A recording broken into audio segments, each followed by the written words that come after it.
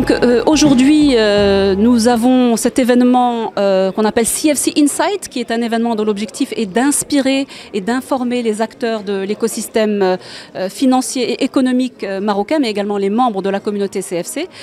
Pour rappel, aujourd'hui, nous avons des membres qui opèrent dans plus de 50 pays et qui maintenant concentrent une véritable intelligence collective, sachant que l'information est très dispersée, la data est dispersée, il n'y a pas d'intelligence réellement de marché sur l'Afrique.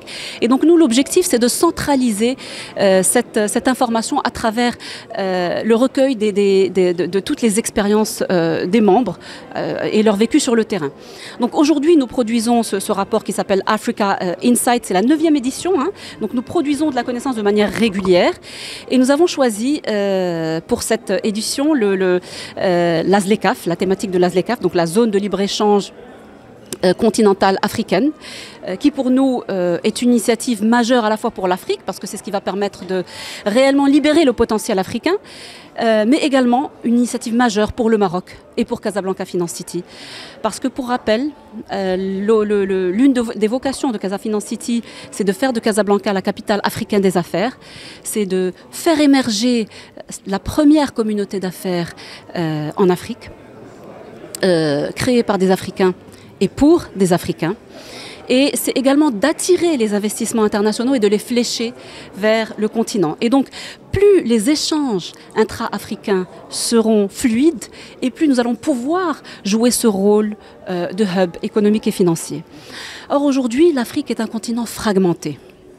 54 pays, des économies de petite taille qui ne bipent pas sur les radars des investisseurs internationaux, donc un manque de masse critique. Et donc on a tout intérêt à travailler ensemble dans une logique de co-développement et de co-émergence pour que nous puissions constituer un bloc homogène qui aura de la visibilité internationale pour pouvoir attirer ces investisseurs et leur faciliter le chemin critique. Et aujourd'hui, le coût de la non-intégration et le coût de la non-libéralisation, il est élevé. Aujourd'hui, on sait que la part du commerce intra-africain en Afrique est seulement de 15%, alors qu'il est en Asie de 57%, en Europe de 70%. Et donc, il y a un manque à gagner énorme. On doit rattraper ce retard.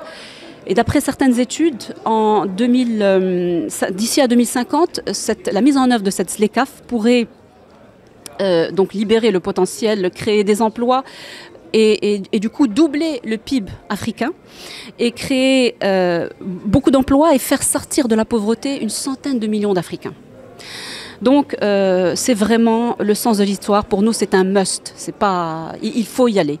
Et aujourd'hui, il y a une vraie dynamique dans ce processus. C'est un processus certes de longue haleine, mais il y a une vraie dynamique depuis quelques années pour accélérer cet agenda. And we're here at the Casablanca Finance City event presenting a report that we've written with them called Africa Insights, which looks at the impact of the African Free Trade Agreement, which is a new agreement in Africa to facilitate trade across the continent. It's still a project that's under construction, it's not yet complete, but we're very optimistic about the prospects and the potential this has for industries across the continent. And what the report does is it explains some of the possible benefits, and it goes through a few different case studies of different industries, automobiles, textiles, the energy transition, and looks at how the agreement might help to facilitate growth in those sectors. And I think the common theme for all those sectors and for the report as a whole is to look at how we can build cross-border value chains and get more value addition in economies in Africa, to not just have growth but also economic transformation, so creating a more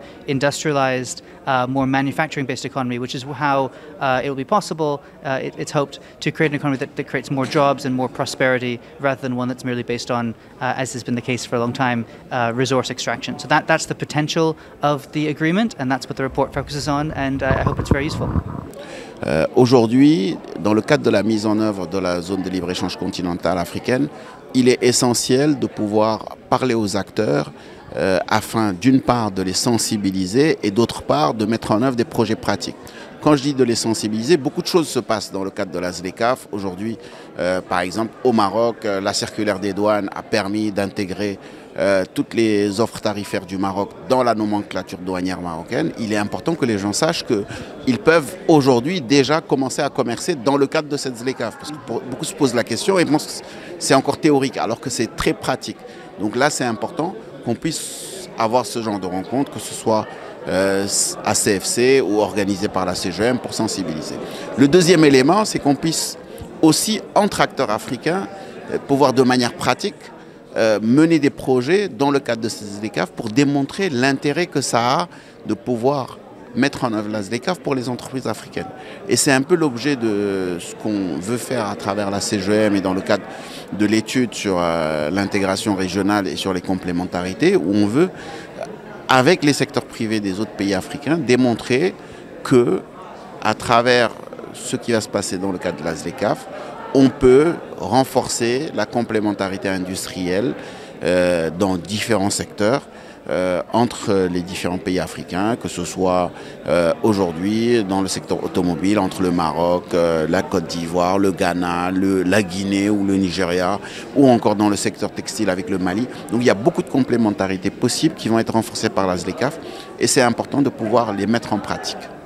Qui prennent ces initiatives, qui prennent ces risques et qui nous aident à construire cette Afrique que nos populations méritent. Merci.